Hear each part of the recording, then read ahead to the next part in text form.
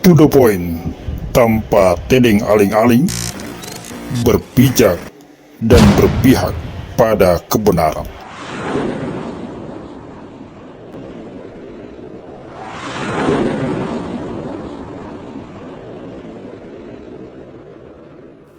Assalamualaikum warahmatullahi wabarakatuh. Selamat berjumpa dengan channel kesayangan Anda, To The Point. Channel yang berbicara apa adanya, langsung ke titik persoalan tanpa tedeng aling-aling. Berpijak dan berpihak pada kebenaran. Kali ini kita akan berceloteh tentang fata morgana harta sabilillah di dalam lingkup Islam Jamaah, Lembaga Dakwah Islam Indonesia (LDII).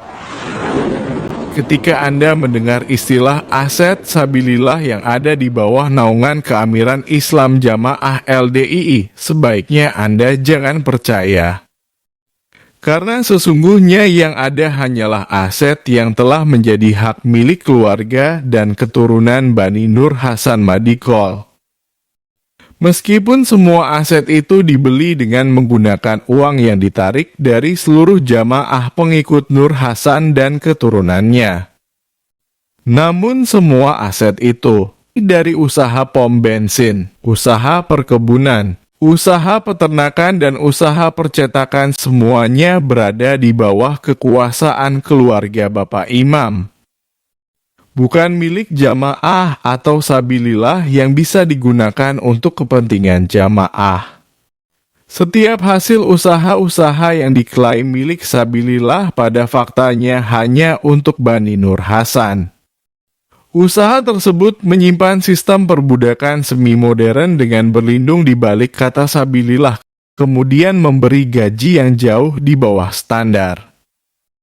Jadi yang diklaim harta sabilillah hanyalah harta milik Bani Nur Hasan semata. Dan jamaah tidak mendapat apa-apa. Bahkan ketika ada jamaah atau daerah yang membutuhkan bantuan dana, harus melalui proses yang panjang dan rumit dengan sistem pinjaman yang berbunga atau bernuansa ribawi.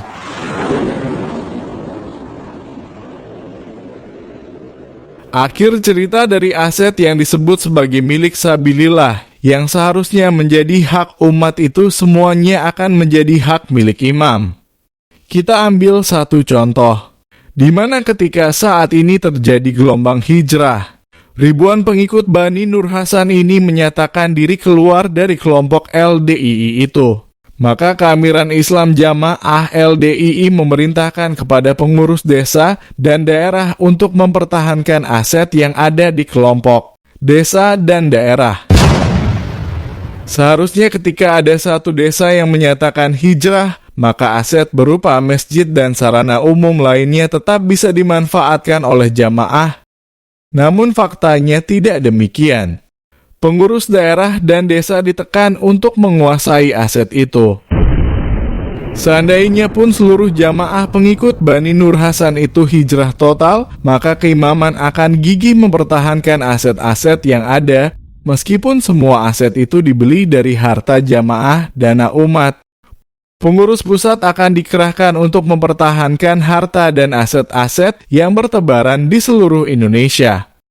Hal itu membuktikan bahwa aset yang selama ini dikatakan sebagai milik jamaah atau milik sabilillah sesungguhnya adalah milik pribadi Bapak Imam dan keluarganya. Hanya saja pengelolaannya yang selama ini dipasrahkan kepada budak-budak yang diatur secara terorganisasi.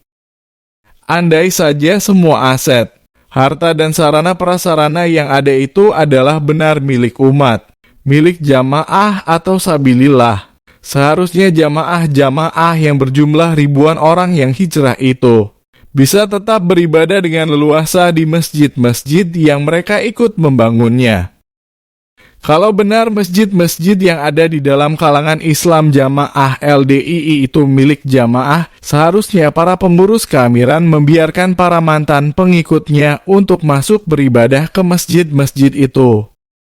Tetapi yang terjadi justru sebaliknya. Para mantan pengikut Islam Jamaah LDII dicegah, dilarang dan dihalangi untuk masuk beribadah ke masjid-masjid itu, dan yang melarang adalah sang imam. Semoga Allah memberi taufik kepada mereka dan kepada kita semua. Sekian celotehan.